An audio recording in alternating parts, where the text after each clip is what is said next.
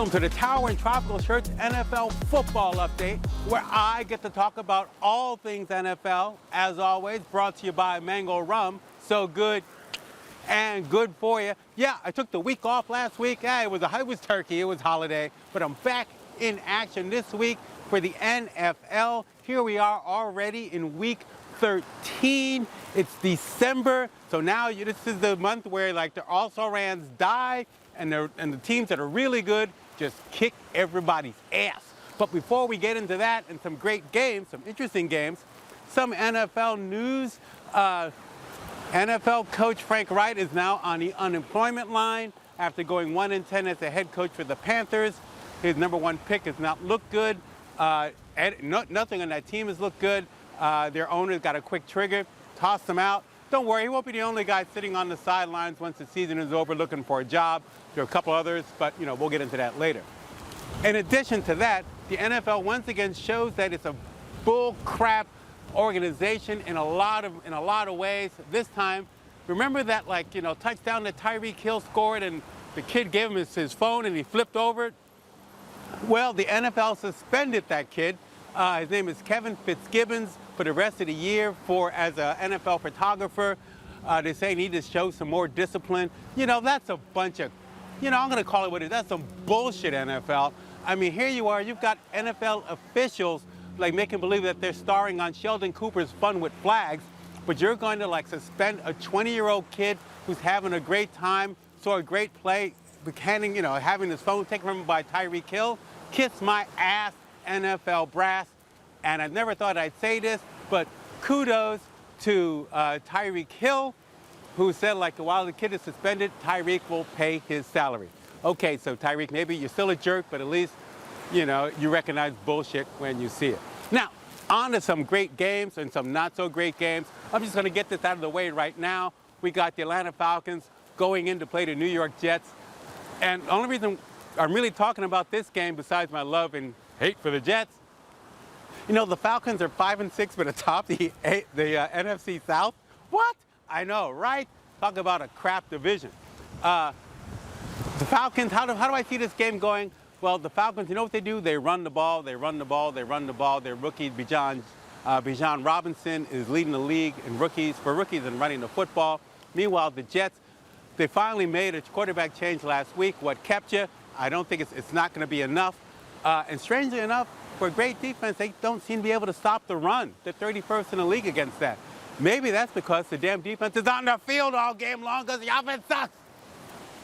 Oh, sorry. Anyway, how do I see this game going? Of course, I'm going to take the Jets. They're my team, blah, blah, blah, yada, yada, yada. And maybe the Jets can only beat teams whose names are after birds. Because remember, the last game they won was against the Philadelphia Eagles. So I'm taking the Jets to win this one. And look, there they are. Ah, it's Nick and Lisa. In your honor, I'm going to talk about the Monday night game. Oh, the Sunday night game right now. We got the Chiefs taking on the Packers. Who do you like in that game? Go Pack, go. I like the Pack. They're coming up. Jordan Love's showing himself.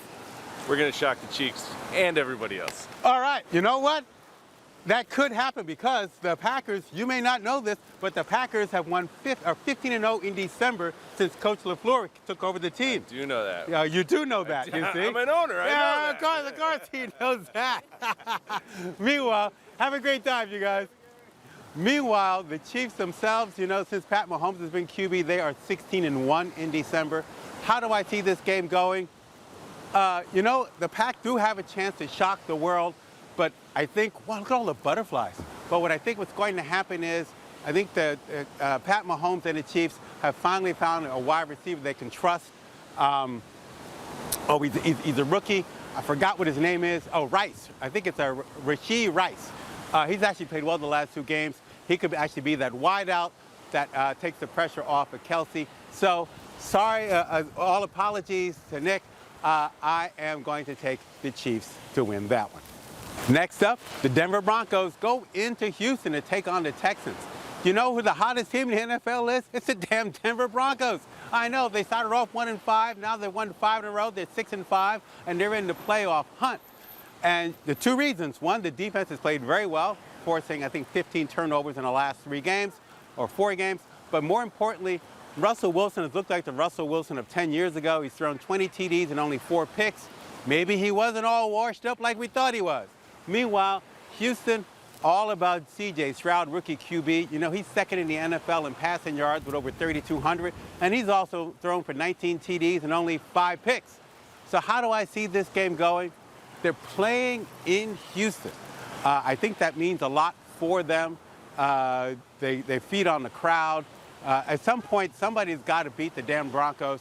Why not the Texans? You know, I believe in them. I believe in D'Amico Ryans, their head coach, young head coach. So I say, you know, let's take a flyer on it. I'm going to go with the Texans. Next up, we're going to take a trip to L.A., where the Browns are going into town to take on the Los Angeles Rams. Here's where all you really need to know about the Browns. A, they are resembling a MASH unit, and frankly, they are really in trouble because they're having to start Joe Flacco. Yes, that's right. That Joe Flacco is going to get the start. 38-year-old Joe Flacco. Joe Flacco looks like not even a weevil, because weevils don't fall down. Joe Flacco has all the mobility of a fire hydrant. What the Browns do have going for them is a top-notch defense, even though stud defensive end Myles Garrett is probably not going to be nearly as effective. He's got a bum shoulder. But their defense is still really good. Meanwhile, for the Rams, the key here in this game is going to be their running game. Kyren Williams is back. He's healthy. You know, I don't care what you say about Cooper Kupp and quarterback Matt Stafford. Their whole offense runs through their running game.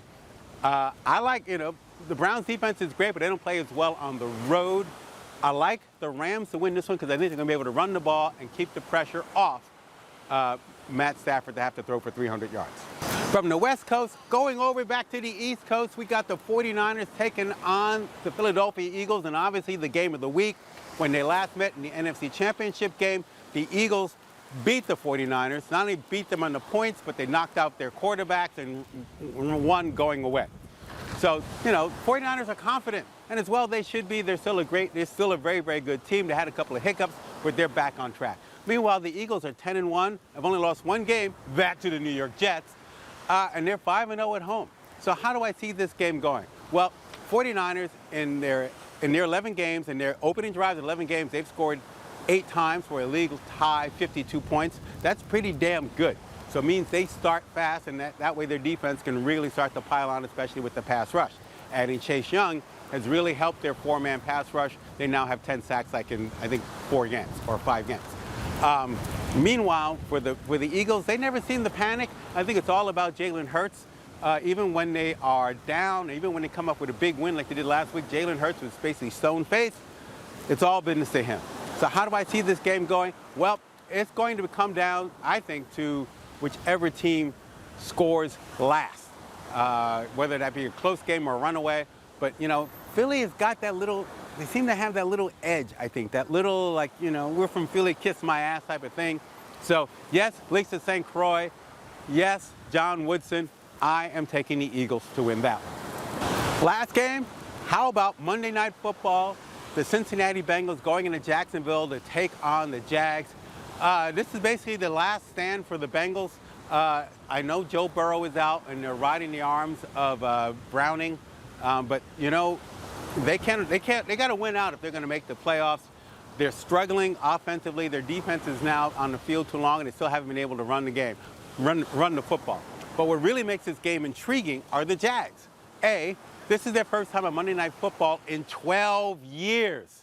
That means not just have they sucked for so long, but like nobody really cares about Jacksonville. But also, you know, the Jags they're 8-3, but only 3-3 at home, so they're 5-0 on the road. So this is their chance. If they want to get any kind of home field advantage, they got to show that they can play well at home. So the stadium is going to be hyped. I think the players are going to be hyped. So how I see this game going, the Jags offense is just too good. I think they're going to win this one by double digits, so I like the Jags to win that one. So there you have it. Those are my picks. I didn't make any picks last week, so going back to week 11, I went 4-2. Overall for the season, I'm 37-24. That's a 578 clip. Not too shabby, Tabby. Hey, what do you think of my picks? What do I think of your picks? Let me know if you agree or disagree. Subscribe to my YouTube page. Shoot me a note on Facebook. It's gorgeous. It's the holiday season. I'm here in Cane Bay. I'm going to the Coconut Festival today, and tomorrow I will be at Rowdy Joe's. So, everyone, have a great weekend. Have fun, watch football, and we will see you soon.